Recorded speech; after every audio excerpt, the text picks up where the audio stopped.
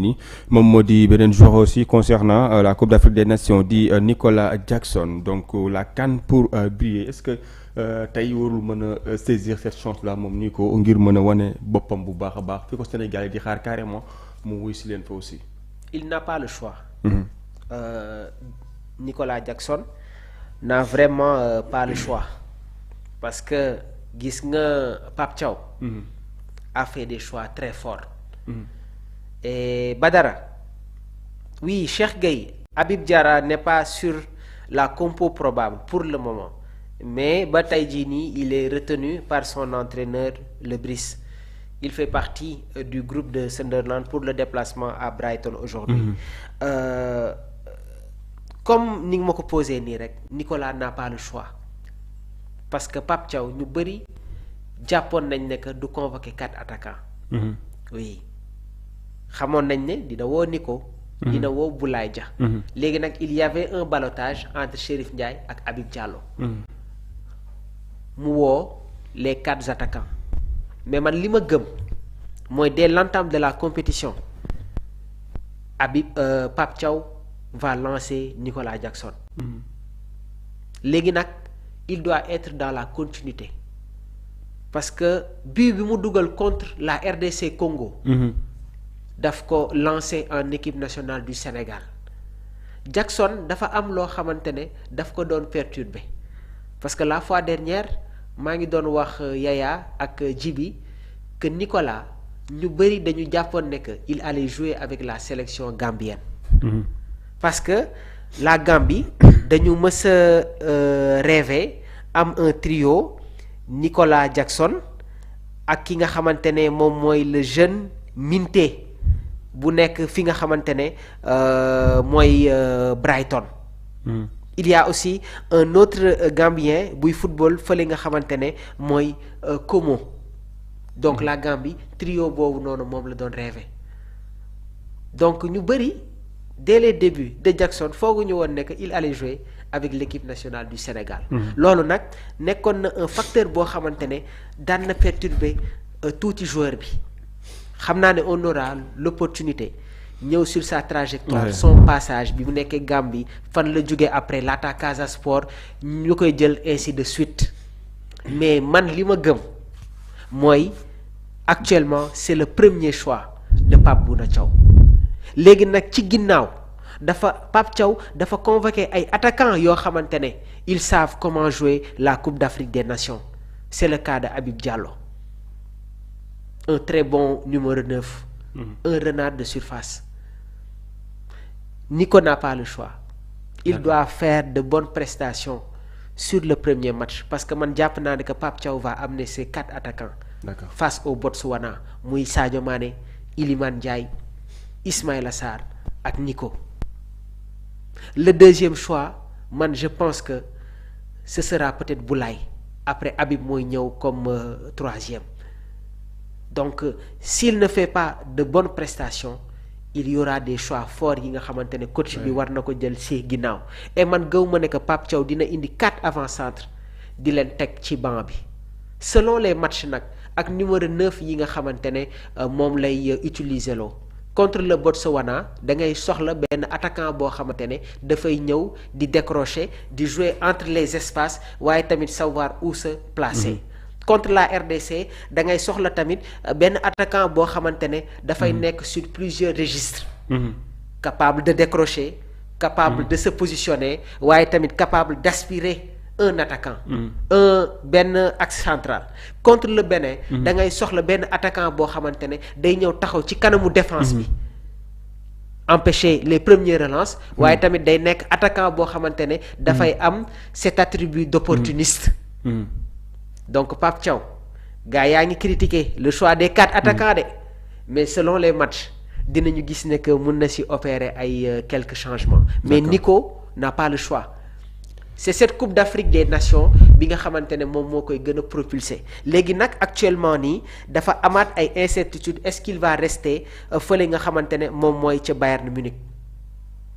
Il y a des probabilités trop basses. man jàpp ma ne que il va continuer en Bavière parce que déjà tey jii nii il y a une exigence laataa ñuy lever bi les options et Nicolas Jackson a inscrit 3 buts en 18 matchs toutes compétitions confondues. C'est très peu surtout sooy jouer ci équipe bi nga xamante ne moom mooy Bayern Munich. D'accord. Ay entraîneurs yu mag ay attaquants yu mag a fa jaar. On parle de Harry Kane, Robert Lewandowski, Mandzukic, Rafael Guerreiro, Zé Roberto, Olic, j'en cite. Beaucoup d'attaquants sont passés ci équipe bi nga xamante ne moom mooy Bayern Munich. léegi nag am na ay club yoo xamante ne ñi ngi positionné wu en Premier League, en Serie A waaye tamit au niveau de la Liga espagnole.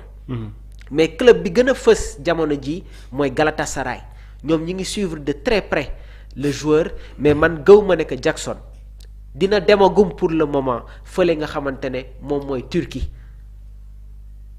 parce que man je préfère mu dem ci équipe boo xamante ne dafay football dafa am temps de jeu et dans ce club de Galatasaray ils ont Victor Osimhen et Victor Osimhen répond encore une fois aux exigences du football turc. Donc Nicolas su delluwul Angleterre man je préfère mu demaat ci benn club bu nekk au niveau du championnat espagnol parce qu'il a réussi à s'adapter au climat espagnol.